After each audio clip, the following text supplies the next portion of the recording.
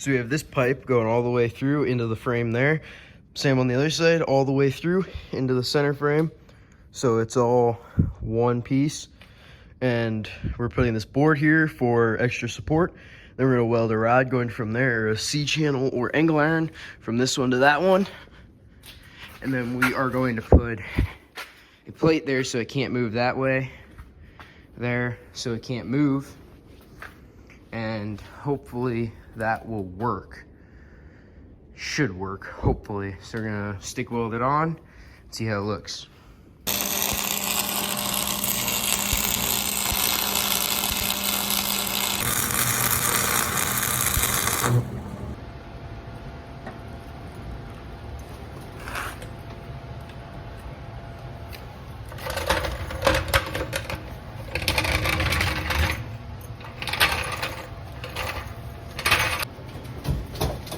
It's actually so this angle iron across here, weld it on.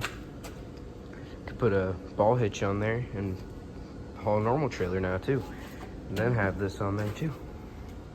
Could be the hauling rig. So we got our gooseneck on there, and we are gonna drill the holes. We have everything lined up where they need to be. So now we need to drill where we want all of those to go and then bolt it down.